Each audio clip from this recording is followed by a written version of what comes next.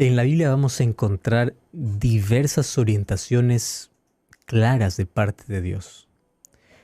Si nuestra mente estuviese más iluminada por la palabra de Dios y menos abierta para poder adaptar las costumbres del mundo, nosotros seríamos realmente felices.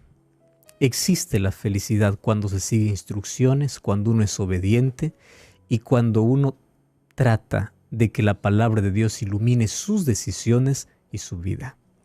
Feliz es el hombre, dice la palabra de Dios, que pone en ti tu confianza, hablando de la relación que debe tener con el ser humano, Dios, el hombre con Dios. Feliz. Y esa felicidad viene por ser obedientes.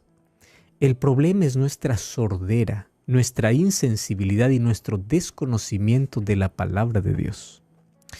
Dios nos manda muchas advertencias, Dios nos manda muchas orientaciones y Dios quiere salvarnos. Y quiero que entiendas una cosa, la salvación no es un evento futuro, la salvación es presente. Algunos piensan que la Biblia habla de la salvación y tiene que ver solamente con el futuro, con la eternidad, con la tierra nueva. No, esa es la recompensa. La salvación afecta el presente y la salvación no solamente impacta el área espiritual. La salvación impacta tus relaciones, tu salud física. La salvación impacta todo, absolutamente todo. Yo no puedo decir tengo fe, creo en Dios, pero solamente porque oro y estudio la Biblia. Mientras más oro y estudio la Biblia, tengo más conciencia de qué cosa es prioridad en mi vida. Qué cosas yo necesito colocar como equilibrio en mi vida. Hay cosas que Dios no va a hacer. Dios me orienta porque yo soy aquel que debo tomar la decisión. Nadie lo va a hacer por ti. Si tú no cuidas tu familia, si tú no cuidas tu salud, nadie lo hará. Dios estará dispuesto para ayudarte, pero si tú no tomas decisiones, eso no cambiará. Ahora, hay una frase interesante que leí hace algunos días, donde hablaba sobre la importancia de tener un equilibrio en todas las áreas que tanto descuidamos y ni tiempo tenemos para reflexionar en eso. Y allí dentro de ello decía: feliz es aquel que aprende a cultivar buenos hábitos. Me llamó mucho la atención la palabra cultivar, porque aquellos que están en la agricultura, aquellos que son agricultores, van a entender mucho mejor este término que cualquiera que no está inmerso en ella.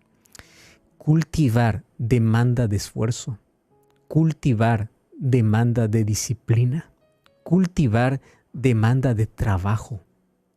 Entonces, un hábito tiene que ser cultivado porque éste nace, crece, éste se desarrolla y no tiene que morir. Así como para cultivar una planta va a demandar de un proceso, cultivar un hábito que es tan necesario demanda por lo menos de 3 cosas: esfuerzo, disciplina y perseverancia. Esos 3 son elementos básicos incluso para tener éxito en la vida: esfuerzo, disciplina y perseverancia. Bueno, primero nosotros formamos hábitos y luego los hábitos nos dan forma. ¿Entendiste? Primero nosotros formamos hábitos y luego los hábitos nos dan forma. ¿Tú sabías que aproximadamente el 90% de lo que haces cada día es gobernado por hábitos que cultivaste? El asunto es analizar qué hábitos he cultivado en mi vida. ¿Qué hábitos he cultivado? Ahora, el porcentaje es altísimo. 90% de lo que hacemos es gobernado por hábitos. O sea, el 90% lo hacemos casi de manera automática, porque un hábito es aquel que tú lo haces y ya no piensas para hacerlo. Es un hábito. Y un hábito, para ser formado, hay estudios que muestran que se necesita como mínimo por lo menos 40 días. El número 40 va en las Sagradas Escrituras, va a repetirse muchísimas veces. Siempre me pregunté por qué tantas veces 40, 40, 40, 40. Bueno, 40 días demora para formar un hábito. Ahora, pensándolo bien, 40 días es 1 mes y 10 días. Y un poquito, pasando 1 mes. 40 días Si es que 40 días el ser humano forma un nuevo hábito, pensemos juntos. Tenemos 365, 366 días en el año. Si nosotros nos propusiéramos por año crear solo 2 hábitos, dos, nada más, 2 nuevos hábitos cada año, eso representaría crecimiento, mejoría en nuestra salud, en nuestras relaciones y en nuestra relación con Dios. 2 hábitos. La pregunta es que, o el asunto es que a veces el tiempo pasa y la vida sigue igual. Ni un hábito nuevo se creó en la vida. Es más, se agregaron pero hábitos negativos. Entonces vamos a analizar cuál es ese 90% de lo que nosotros hacemos. Ahora, fíjate una cosa. El hábito puede ser tu mayor ayudante o tu mayor detractor, dependiendo qué hábito tengas. ¿Te impulsa hacia adelante o te empuja hacia el fracaso? Las personas que han ganado muchas cosas en la vida han sido por sus hábitos, y los fracasados también por sus hábitos. O sea, el hábito es tan importante. Me llama la atención que cuando vamos a los evangelios encuentro que Jesús tenía hábitos, porque recordemos una cosa, Jesús es Dios, pero cuando vino aquí a este mundo, Él vino como ser humano, nació como ser humano, vivió como un ser humano.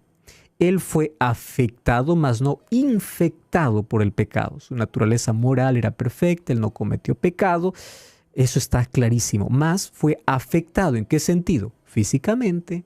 Él vino ya con el desgaste físico de 4000 años de pecado, ¿correcto? Ahora, él vino justamente para enseñarnos cómo vivir y para poder seguir sus pisadas. Incluso después de la cena, de la última cena que tuvo con sus discípulos, en Juan 13:15 dice, ejemplos he dado para que ustedes hagan como yo he hecho. Y eso debe equivaler para todo. Y nosotros vamos a ver que en los evangelios muestra repetidamente algunas cosas que Jesús hacía de manera frecuente. Esos se llaman hábitos. Jesús también formó hábitos. Ahora, es interesante que los hábitos tienen que ser formados. Y si tú, es más, quieres quitar un mal hábito, no puedes arrancarlo. Tienes que reemplazarlo por un nuevo hábito para ese hábito antiguo. ¿Cuál es el hábito que Jesús tenía? Vamos al libro de Marcos, capítulo 1, versículo 35. Y luego vamos a ver una serie de textos bíblicos. Marcos, capítulo 1, versículo 35. Marcos 1:35 dice así.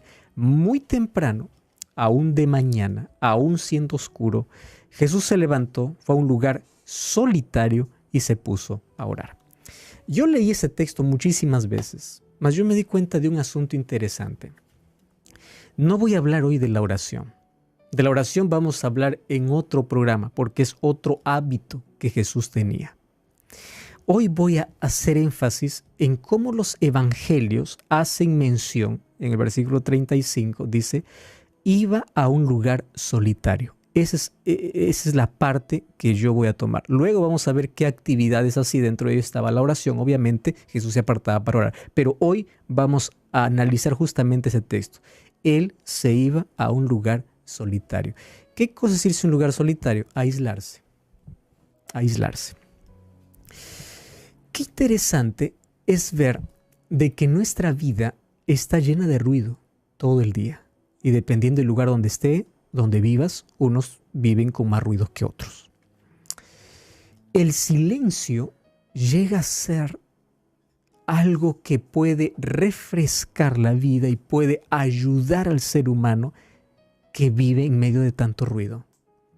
Ahora, cada vez es más difícil porque vivimos una vida acelerada. Pero yo siempre me pregunté, entre lo que yo hago y lo que Jesús hacía más que yo. Y eso puede compararse cualquier ser humano, con cualquier ser humano. Jesús tenía una agenda diaria totalmente llena.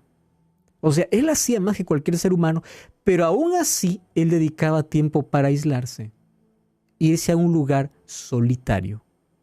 La oración vamos a hablar en otro momento. Iba a un lugar solitario.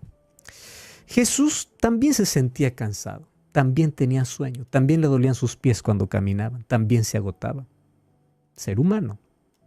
Ahora, él estaba rodeado de multitudes.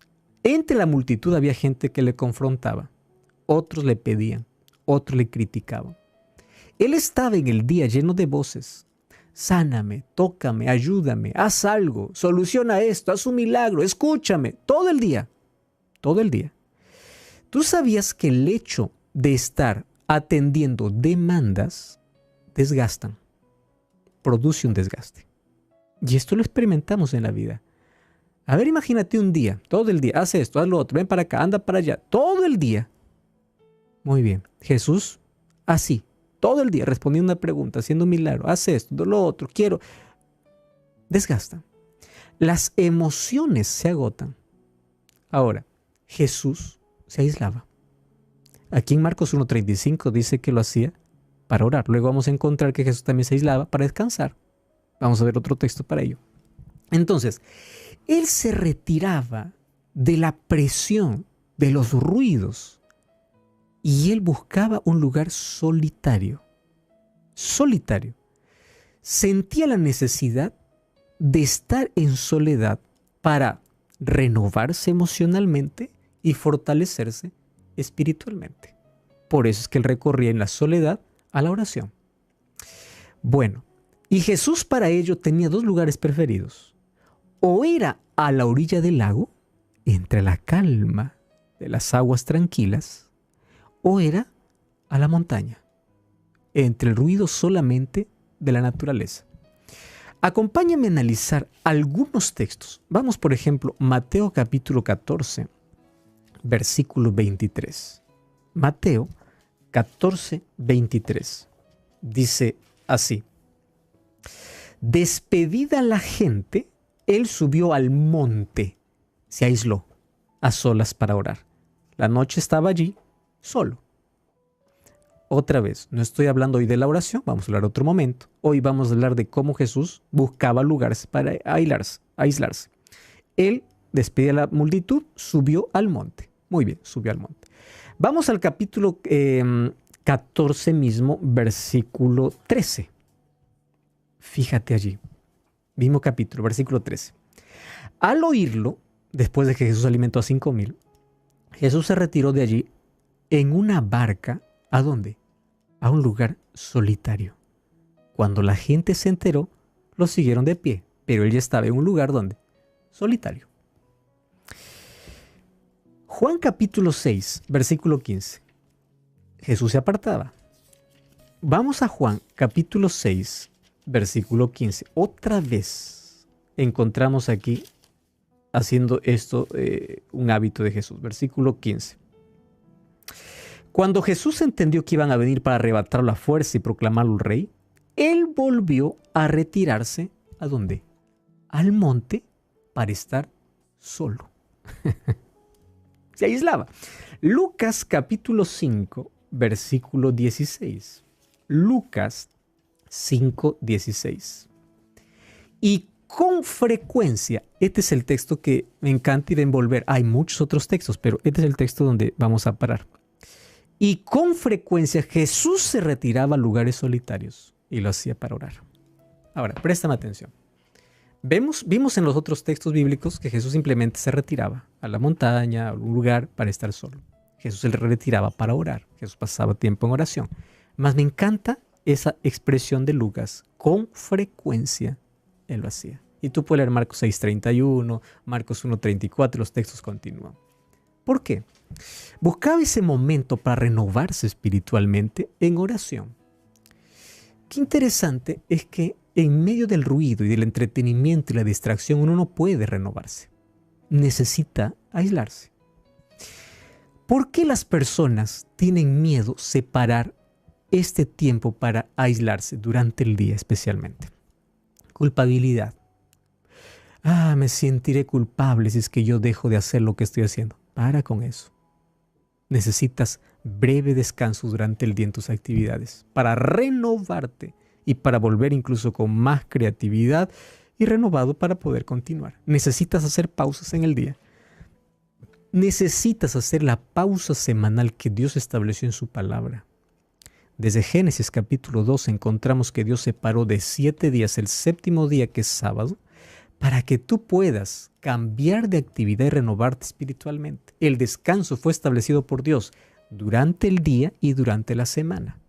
Durante el día para descansar en la noche, durante la semana para descansar un día y durante las actividades pequeñas pausas. Ocupaciones, no tengo tiempo. Muy bien, si tú sigues con una vida acelerada, un día el cuerpo va a gritar y va a decir, no me escuchaste, a la buena, ahora a la mala. Tú te vas a sentar y vas a descansar. Otras veces el ego. No, yo no me voy porque aquí soy indispensable. Quisiera reírme, pero no lo voy a hacer. No lo eres. No lo eres.